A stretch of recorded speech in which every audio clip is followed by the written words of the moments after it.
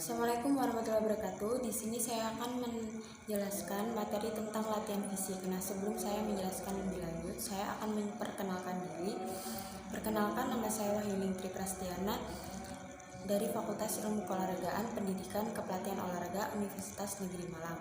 Nah, sebelum lebih lanjut, untuk materi yang saya akan bahas, pengertian dari latihan sendiri atau latihan merupakan suatu proses yang sistematik untuk meningkatkan kualitas fisik dan bertujuan untuk meningkatkan penampilan olahraga. Nah, untuk itu metode latihan ini menjadi sangat penting bagi seorang pelatih. Nah, latihan ini menjadi sangat efektif jika dilakukan dengan program yang baik. Nah, kondisi fisik itu termasuk kesatuan yang utuh dari komponen-komponen yang tidak dapat dipisahkan begitu saja dari latihan fisik atau latihan sendiri. Nah, kondisi fisik tersebut terdiri atas kekuatan, kecepatan, kelincahan, kelentukan,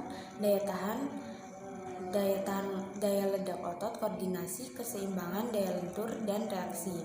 Nah, melalui latihan kondisi fisik kebugaran jasmani ini, atlet dapat dipertahankan atau ditingkatkan baik yang berhubungan dengan keterampilan maupun kesehatan secara umum, di mana kebugaran jasmani ini sebagai penentu ukuran kemampuan fisik seorang atlet atau olahragawan dalam melaksanakan tugasnya sehari-hari.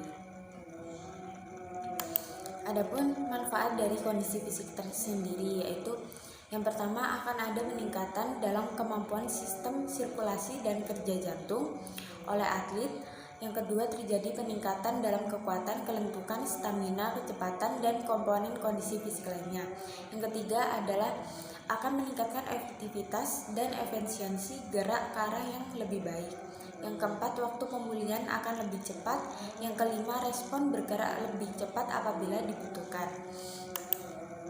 Nah, menurut KBBI, latihan fisik sendiri merupakan aktivitas yang dilakukan seseorang untuk meningkatkan atau memelihara kebugaran tubuh. Nah, dalam artian lain, latihan fisik adalah aktivitas yang dilakukan secara terencana, teratur, dan berulang-ulang dalam intensitas tertentu dan berkesinambungan untuk meningkatkan taraf kesehatan dan kebugaran. Latihan fisik itu umumnya dikelompokkan jadi beberapa. Nah, ini adalah beberapa contoh dari gambar-gambar kelompok latihan fisik, yaitu yang pertama ada latihan fleksibilitas seperti regangan yang berfungsi memperbaiki kisaran gerakan otot dan sendi. Yang kedua ada latihan aerobik seperti berjalan dan berlari yang berfungsi pada penambatan daya tahan kardiovaskular. Yang ketiga ada latihan anaerobik seperti angkat besi yang berfungsi menambah kekuatan otot jangka pendek. Yang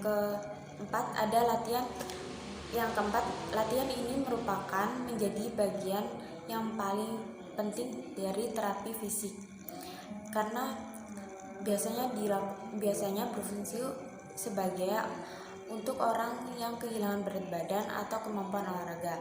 Nah, latihan fisik ini juga jika sering atau teratur dilakukan bisa berfungsi untuk memperbaiki kinerja sistem kekebalan tubuh dan membantu mencegah penyakit kekayaan seperti jantung, penyakit kardiovaskuler, diabetes tipe 2, dan obesitas. Nah, dari latihan fisik itu ada juga beban latihan atau biasanya kita menyebutnya loading. Nah, loading ini adalah suatu bentuk latihan jasmani dan rohani atlet yang guna mencapai prestasi olahraga. Nah, beban latihan ini juga merupakan jenis paling umum dari latihan kekuatan untuk membangun kekuatan fisik dan menambah ukuran otot kerangka. Biasanya dilakukan oleh cabang olahraga yang menempatkan latihan beban seperti latihan utamanya adalah binaragawan, angkat besi, angkat berat, lempar cakram, dan lempar lembing.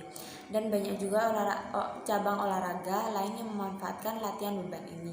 Biasanya untuk memperkuat dan memperbesar massa otot dan menjadi bagian dari latihannya. Misalnya cabang olahraga permainan seperti bela diri, tenis, bola basket, hoki, bisbol, dan sepak bola, dan lain-lainnya. Nah, beban latihan fisik ini terdiri dari dua macam, yaitu beban luar outer load yang merupakan beban latihan yang langsung dapat dilihat secara nyata.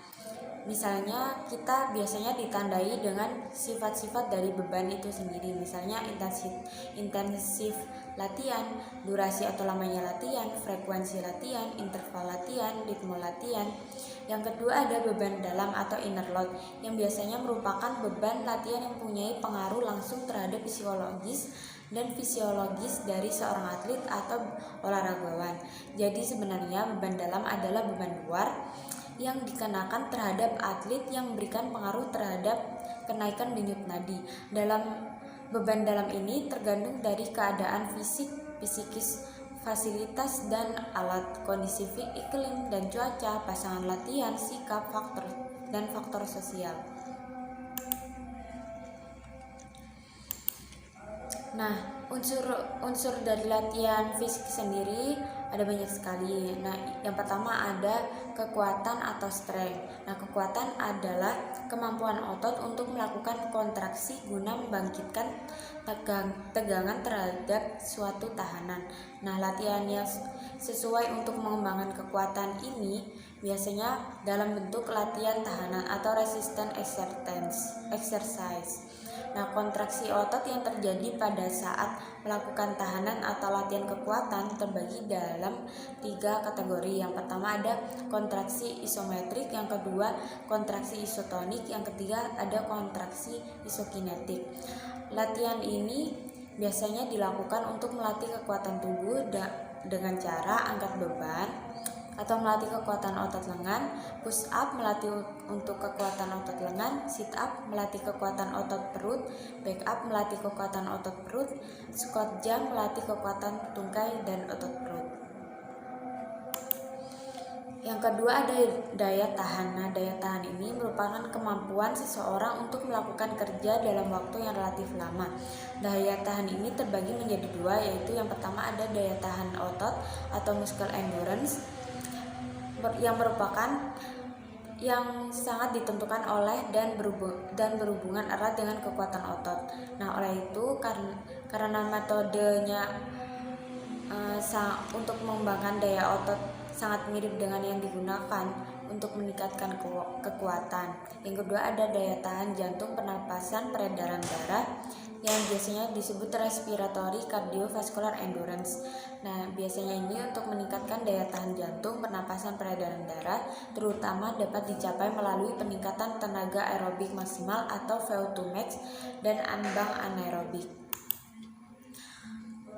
Bentuk-bentuk latihan daya tahan ini biasanya melalui lari cepat sekali, lari cepat yang kontinu, lari lambat yang kontinu, lari dengan interval, latihan interval, jogging, lari cepat ulang, fartlek atau speed play.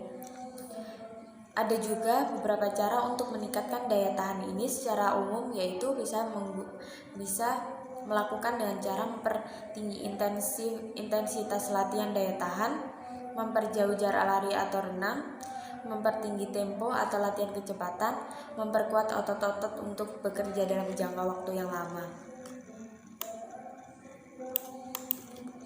Yang ketiga ada kecepatan atau speed. Nah, biasanya ini kecepatan merupakan suatu komponen kondisi fisik yang dibutuhkan untuk melakukan gerakan secara berturut-turut atau memindahkan tubuh dari posisi tertentu ke posisi yang lain pada jarak tertentu dan pada waktu yang singkat-singkatnya. Faktor-faktor yang mempengaruhi kecepatan atau speed ini biasanya adalah keturunan, waktu reaksi, kemampuan menahan tahanan luar, teknik, konsentrasi dan kemauan, serta elastisitas otot. Yang keempat ada kelenturan atau flexibility. Nah, kelenturan atau flexibility ini adalah keluasaan pergerakan otot tubuh, khususnya otot persendian. Kelenturan ini dibutuhkan di hampir semua cabang olahraga. Meski sama-sama dibutuhkan, tapi setiap cabang olahraga memiliki perbedaan pada penerapannya, yakni tingkat kelenturan yang dibutuhkan untuk penampilan yang optimal pada masing-masing cabang olahraga tersebut. Nah, untuk melatih kelenturan atau fleksibilitas tubuh ini bisa dilakukan dengan senam, yoga, dan renang. Ada beberapa faktor juga yang mempengaruhi kelenturan seseorang, misalnya jenis kelamin, jenis sendi, latihan fisik, kehamilan, jumlah lemak tubuh. Nah, ada juga cara untuk meningkatkan kelenturan tubuh tersebut seperti peregangan statis, peregangan dinamis secara rutin. Yang kelima ini ada kelincahan atau agility. Nah, kelincahan atau agility ini merupakan kemampuan untuk mengubah arah secara cepat tanpa menimbulkan gangguan pada keseimbangan. Seseorang biasanya memiliki kelincahan ini jika dapat bergerak secara cepat sekaligus dapat mengubah arah secara cepat pula tanpa terganggu keseimbangannya. Beberapa orang dapat bergerak secara cepat tetapi mereka tidak dapat melakukan perubahan arah gerakannya secara cepat. Yang demikian ini tidak dapat dikatakan bahwa orang tersebut lincah. Nah, bentuk-bentuk latihan yang dilakukan untuk meningkatkan kelincahan ini biasanya menggunakan shuttle run, zigzag, squat thrust, dan latihan kelincahan gerakan bereaksi. Nah, manfaatnya adalah untuk mengkoordinasi gerakan-gerakan berganda, menstimulasi, mempermudah penguasaan teknik-teknik tinggi, mempermudah orientasi terhadap lawan dan lingkungan. Nah, yang keenam ini ada keseimbangan atau balance. Nah, keseimbangan atau balance ini merupakan kemampuan tubuh dalam mengendalikan organ tubuh serta saraf otot agar gerak tubuh dapat dikendalikan dengan baik. Nah, unsur keseimbangan ini sangat dibutuhkan dalam cabang olahraga senam dan loncat indah. Jenis keseimbangan ini ada dua, yaitu keseimbangan statis dan keseimbangan dinamis. Nah, faktor-faktor yang mempengaruhi keseimbangan ini adalah pusat gravitasi, garis gravitasi, bidang tubuh, kekuatan otot, indeks massa tubuh, jenis kelamin, umur, dan aktivitas fisik. Adapun bentuk-bentuk latihan fisik, latihan kekuatan dan daya tahan, yaitu squat jump, push up, pull up, squat thrust, sit up, dan back up. Ada juga bentuk latihan untuk daya tahan jantung dan paru-paru. Biasanya dapat dilakukan dengan latihan sebagai berikut ini, yaitu fartlek, interval training, jogging, lari cepat sekali, lari cepat yang kontinu, lari lambat yang kontinu, lari dengan interval, latihan interval, jogging, dan lari cepat ulang. Beberapa bentuk latihan pliometrik khusus untuk tungkai bisa juga menggunakan dengan lompat kodok atau frog lap, jingkat, hop, dan lompat dari ketinggian atau depth jump. Nah, bentuk-bentuk kelincahan juga dapat dilakukan dalam bentuk shuttle run, zigzag run, atau squat thrust, dan lain jenisnya. Nah, kelenturan atau flexibility ini biasanya melalui latihan peregangan dulu atau stretching yang modelnya terdiri dari 4, yaitu peregangan dinamik, peregangan statik, peregangan pasif, dan proprioceptive neuromuscular facilitation. Nah, demikian presentasi yang dapat saya berikan. Kurang lebihnya mohon maaf. Wassalamualaikum warahmatullahi wabarakatuh.